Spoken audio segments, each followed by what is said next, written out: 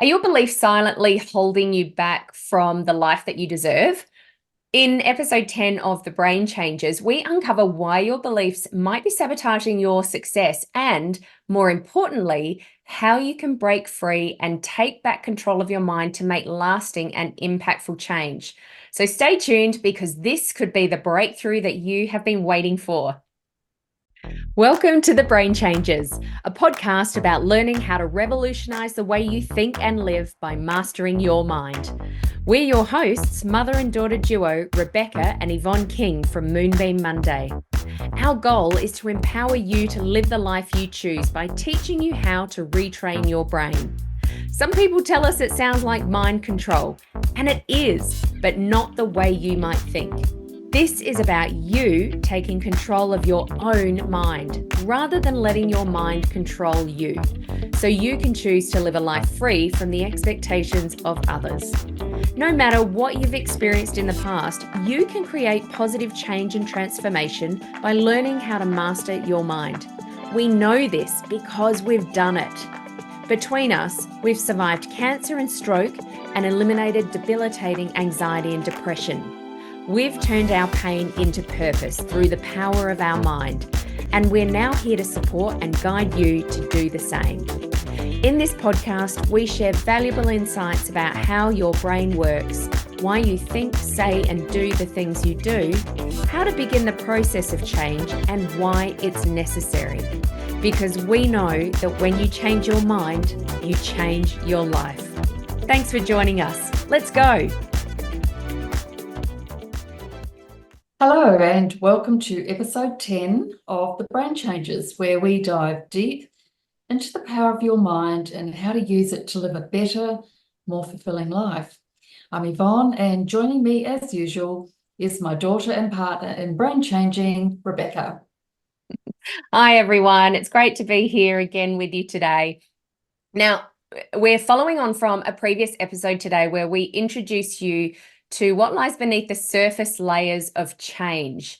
So that is, as we call it in NLP terms, the neurological levels. Now, if you remember back to that episode, we explained these levels in the form of a pyramid. So we stepped you through the first three: environment, behaviors, and skills, which are the three that we most often focus our efforts on, but they're just the beginning. So true change really requires deeper work. And that's why today we're tackling a topic that is as old as time, but still has the power to completely transform your life. Yes, it's those little things in our heads that tell us what's possible and what's not. And they are the next layer in the pyramid. That's right, Beck. Beliefs can be a little bit tricky to explain because they're intangible things. So I like to describe them as the software that's running in the background of our minds, determining everything from how we see ourselves to how we interact with the world. And just like software, they can be updated or completely rewritten. Yeah, that's a really great analogy. I love that. But before we dive into how to change beliefs, I want to talk a little bit about what beliefs actually are and how they're formed. So picture this. Imagine your brain as a giant, super advanced library. Now, every book in this library is a belief you've picked up over the years. So perhaps you've picked this up from your parents or your caregivers, your teachers, even the media when you were really, really little. That's right. And just like any library, some of these books are going to be bestsellers and they'll be empowering, inspiring, totally worth keeping. And others, well, they belong in the dustbin. They're not worth keeping. They haven't anything of value for us. Yeah, exactly. Or we could just use them as coasters, right? True.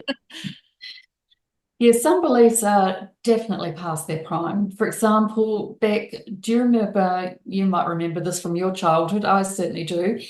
Someone told us that if we swallowed gum, it would stay in our stomach for 7 years. Do you remember that? I sure do. Yep, I totally remember that about, if anybody remembers Hubba Bubba Bubble Gum, I can barely say it. My older brother and my cousin told me that and then dared me to swallow my gum. That sounds just like them, right? And Oh, yes, definitely. I remember thinking about it for ages. I mean, it was just a little kid thinking that I would have gum stuck in me for 7 years. How my body would know that it was 7 years and time Yes, to get rid of it, I don't know. And all it took was someone that I trusted, my older brother, saying it for me to believe it completely. exactly. And on a serious note, that's how most of our beliefs are formed. It's someone that we trust, like a parent, a teacher, a friend, or even an older sibling. They say something and we take it as gospel truth. We treat beliefs like facts, but here's the kicker. They're not facts, and those beliefs stick around until we consciously decide to question them. Yes, exactly. And most of these beliefs are formed when we're super young, before we're even 7. So between the ages of 0 and 7. And during this time, our brains are like little sponges. We soak up everything around us without much filtering. Because of course, as we get older, our brain is filtering this information. But when we're little, it's not filtering, it's actually creating these filters. So it's like kind of like being in a hypnotic state. And in fact, for young kids, imagination and reality are the same thing. They can't easily determine one from the other.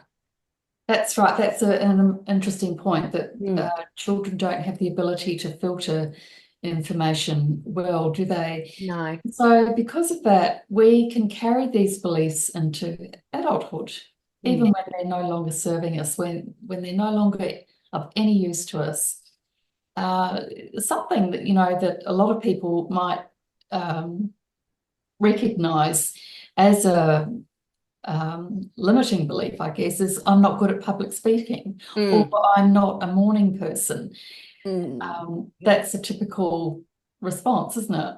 Yes, and that morning person one, I can so relate to that one. I used to say that all the time until I realized that what I really believed was that mornings were awful because I associated them with stress. Hmm. I always were, and I'm talking several years ago, of course, I always woke up feeling tired because I wasn't sleeping well, because I was anxious, and I wasn't looking forward to going to my job back then. So that was the real reason that I didn't like mornings, but I'd created this belief around it that I'm not a morning person.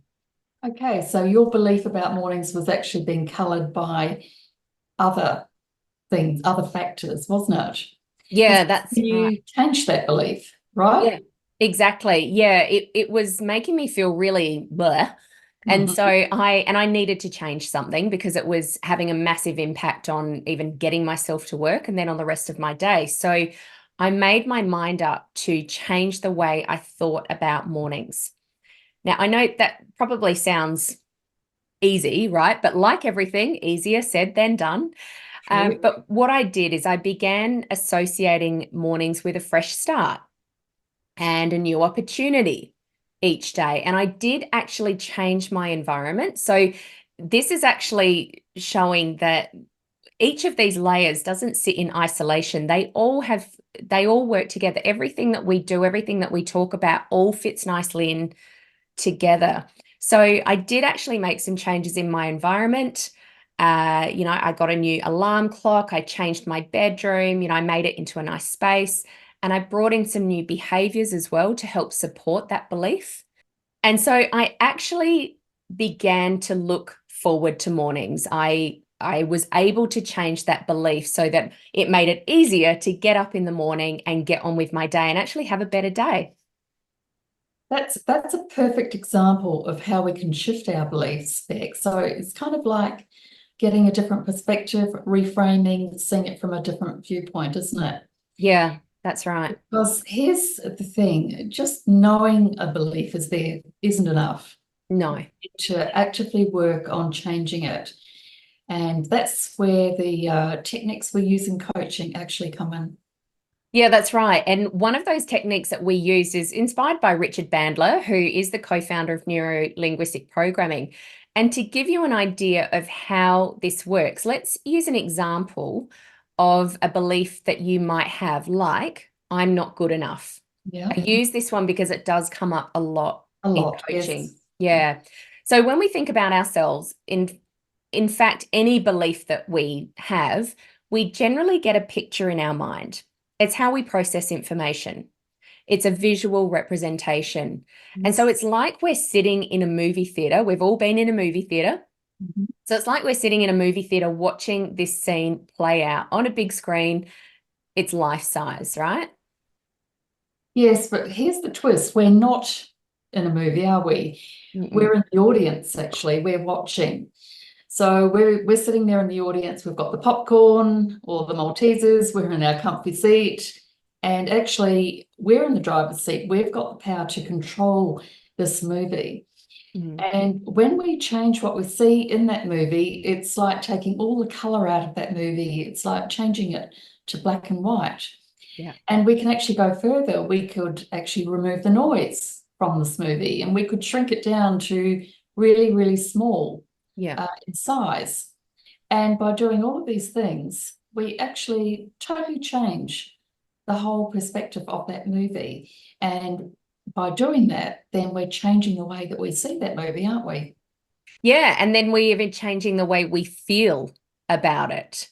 So when we start to mess with a scene like this, our goal is to distort it so it no longer feels real or intimidating. Exactly. When you start to see that belief as nothing more than a silly, over the top movie scene, it actually loses its power over you, doesn't it? Yeah. It's in actual fact, it's just a film reel, something that you can edit, you can fast forward it, or actually you can reject it altogether, you can throw it out. Yeah, and just like that, you've taken a belief that once felt so real and heavy and Mhm. turned it into something that you can laugh at. Yeah. And we're not making light of any of the beliefs that we have, but we're just giving a demonstration about how we change the perceptions, like reframing. And Mm. when you see it for what it really is, a story, not the truth, because remember, beliefs are not facts, you can start to rewrite the script in a way that serves you, in a Yes. way that is going to support the life that you want. And this is just one of the techniques that I use with my clients all the time in coaching. And we always calibrate at the beginning of a process and at the end because we need to be able to measure something. How can we know if we've made improvements or if something's changed if we can't measure it? So I have seen in coaching with my clients, I've seen clients go from feeling like this belief is a 10 out of 10 in terms of how much they believe it and how much it's a problem in their life, down Mhm. to a 1 or 2. That's incredible, isn't it? Yeah, and that can happen in about 30 minutes. Yes. And it can Mm. even be done quicker. So meaning that 1 or 2 out of 10, meaning that they no longer believe it. Yeah. So, of course, we then move on to prove it because we want to make sure that that new belief is set in stone. And in a very short time, things completely change. It's quite incredible. And you Mm. can even start this process of changing a belief yourself. So you can ask yourself, where did this belief come from? Is it really true? And what is one small action that I can take to prove it wrong? And before you know it, that big, scary belief is not quite so scary. It's no longer the problem that you thought it was. I really love those simple questions, Beck. It makes the process feel doable because sometimes when you look at a belief such as you mentioned, it Mhm. feels like a great big obstacle, doesn't it? But if we can Yeah. break it down and ask ourselves these simple questions, then it feels like something that we can do, even if we've struggled with it for many years. Yeah. I think we need to say this again. Remember, beliefs aren't facts. They're just stories that we've told ourselves so many times that we now feel as if they're true. Hey there, listeners. This is Rebecca King, the Brain Changer, helping you revolutionize the way you think so you can live your life on purpose. If you're loving what you're learning here on The Brain Changers, we've got something special for you. Take back control of your own mind and truly connect with like-minded people by joining our Mind Masters Collective, a premium subscription membership for those who want to feel happy and confident again, to feel seen, heard, and valued at an incredibly affordable price. Inside, you'll gain exclusive access to a supportive community of people on the same journey as you, knowing they want something more and ready to invest in themselves to achieve it. You'll get loads of valuable resources and expert guidance on mastering your mind to help you live your absolute best life. You'll make new connections and friends that you didn't even know you needed. We'll get close and personal in monthly masterclasses with guest experts and monthly mastermind group coaching to help you navigate the challenges and celebrate the wins as you grow and change. Join us now by clicking the link in the show notes. We're all waiting excitedly for you to join us inside the collective.